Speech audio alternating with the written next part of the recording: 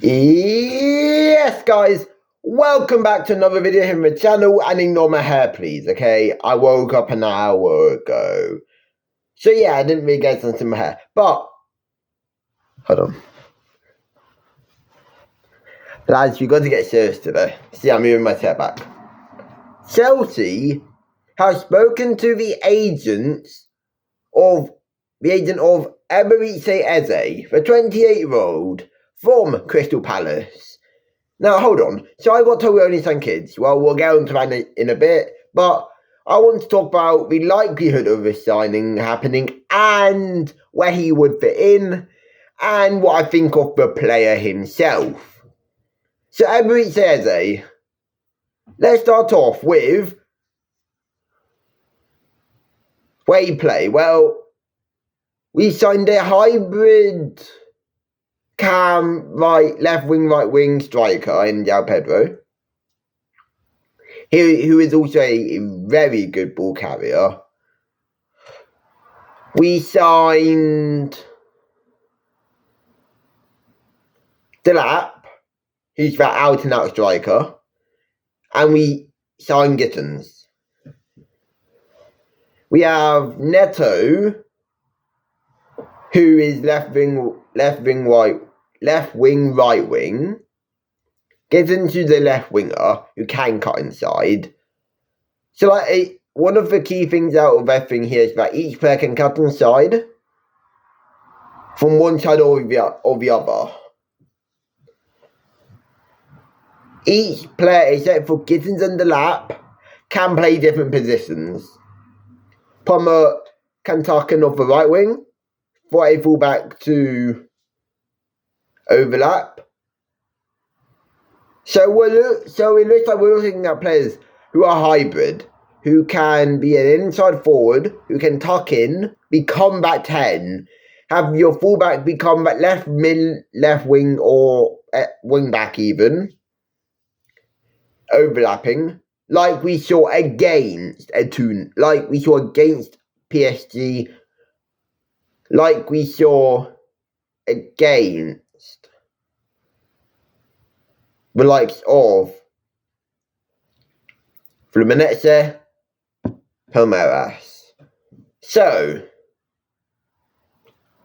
Eze will probably start another right wing at left wing, can slot at the 10 position. So, what do you think of a player? Well, very good ball carrier, very good playmaker, can score some crazy good goals.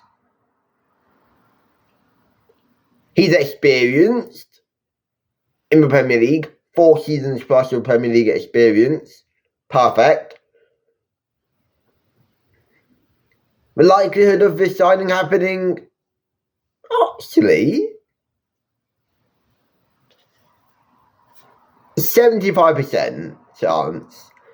Now, I'd say 100, but that's a bit too cocky, especially with the Arsenal interest. So actually, I would make it a 55% chance of happening, especially if he has spoken to the agents of Arsenal.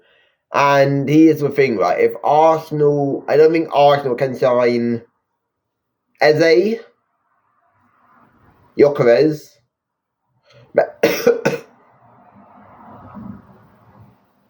and Madueke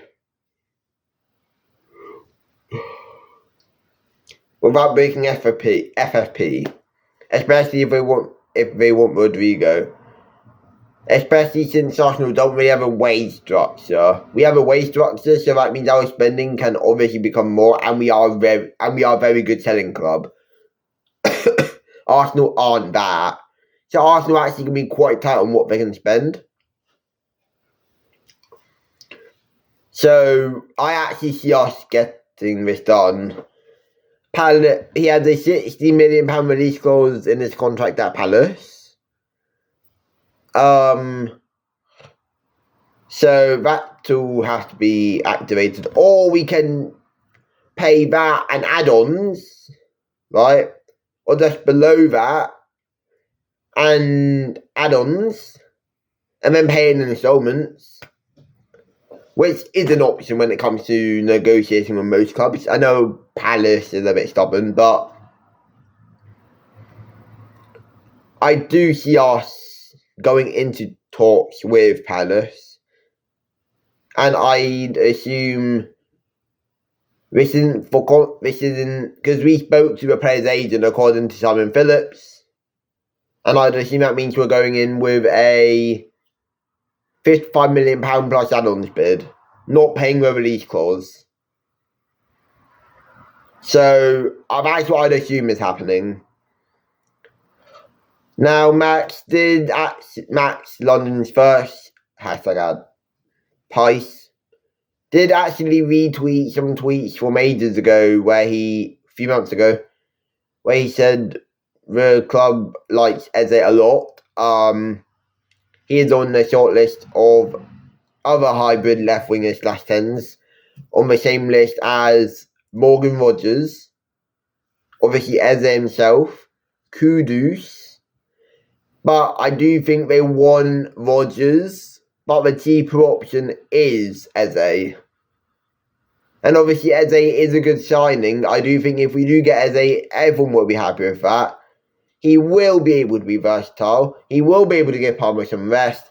And I do think they see João Pedro as a 9. So